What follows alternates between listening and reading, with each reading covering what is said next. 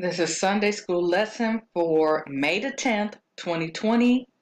The title of this lesson is called Promising Peace. The scripture text for this lesson is Zechariah chapter 8, verses 1 through 8, then verses 11 through 17. Starting with chapter 8, verse 1.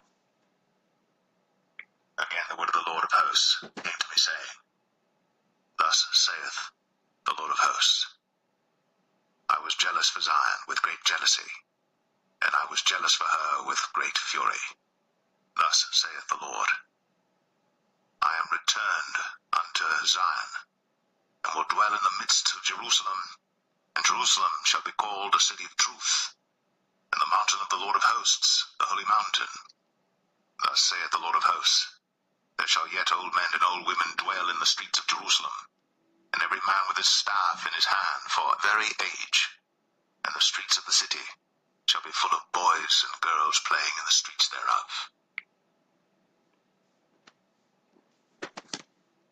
One day Christ will reign in his kingdom on earth. Where all his people will live with him. This truth should encourage us to look forward to the Messiah's reign. In troubled times, the very old and very young are the first to suffer and die. But both groups that are plentiful in this vision fill in the streets with their normal everyday activities. This is a sign of the complete peace and prosperity of God's new earth. Continuing with verse 6.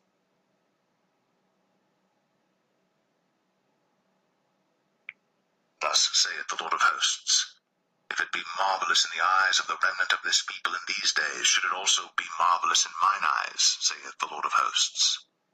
Thus saith the Lord of hosts, behold, I will save my people from the east country and from the west country, and I will bring them, and they shall dwell in the midst of Jerusalem, and they shall be my people, and I will be their God in truth and in righteousness.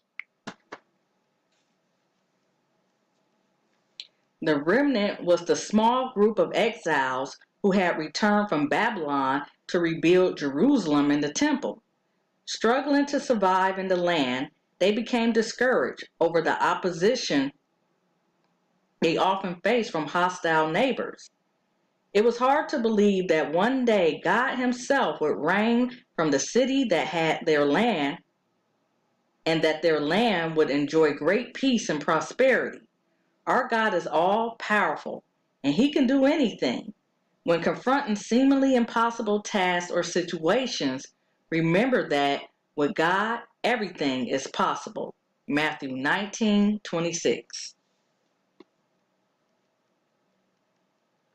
Skipping down to verse 11. But now I will not be unto the residue of this people as in the former days, saith the Lord of hosts. For the seed shall be prosperous, the vine shall give her fruit, and the ground shall give her increase, and the heavens shall give their dew. And I will cause the remnant of this people to possess all these things.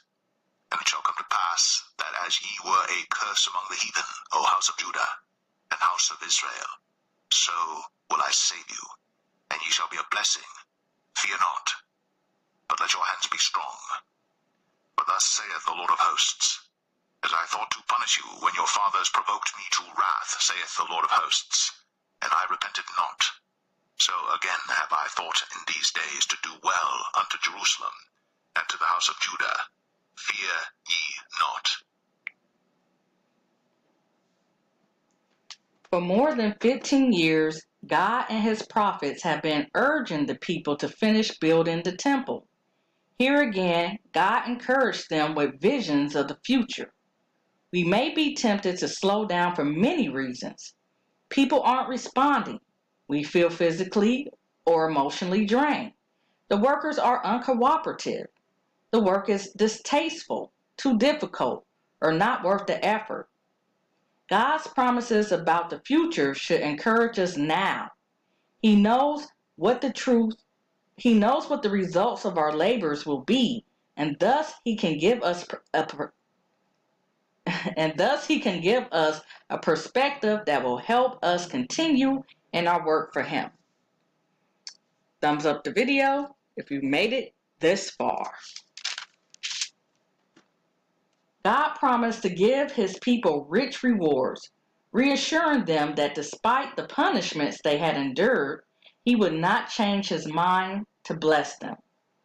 He had also said that they had a job to do. This is what you must do.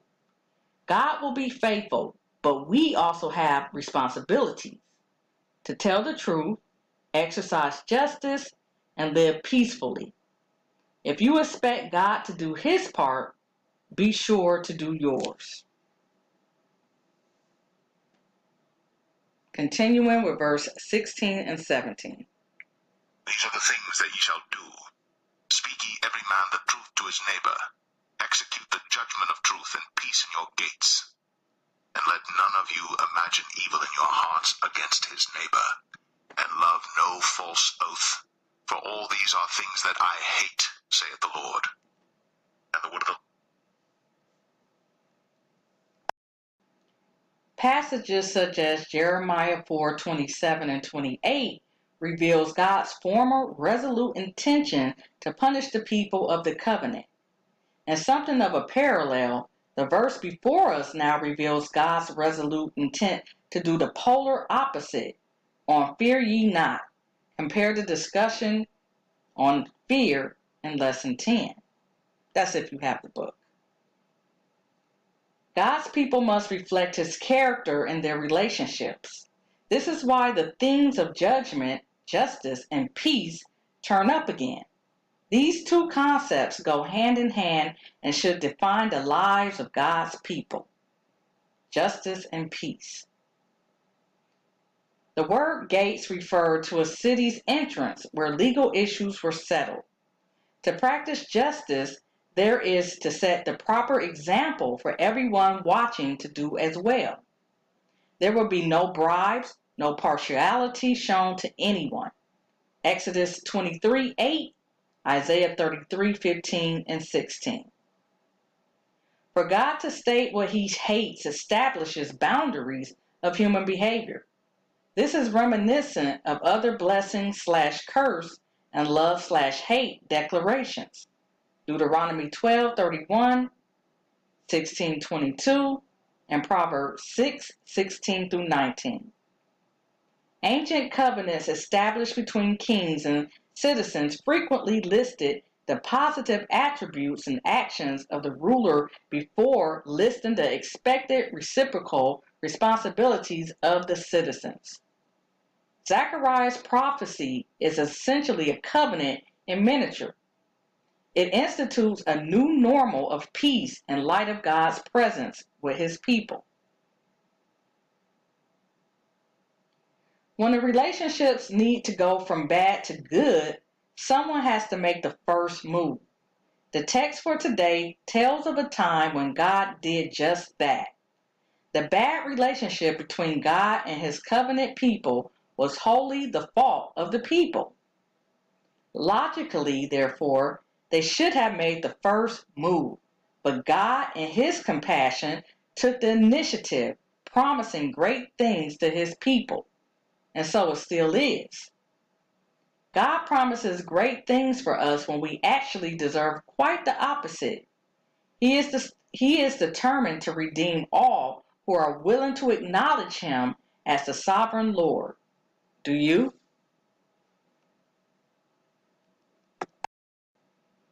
God reiterates the old pattern of relationship that characterized Israel and Judah before their exiles.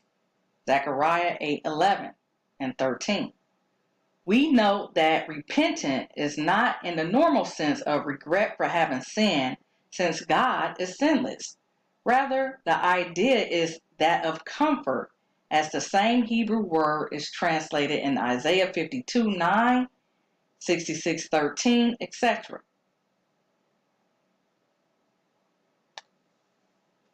Don't forget to comment, rate, and subscribe. Thumbs up the video, share, and have a good day.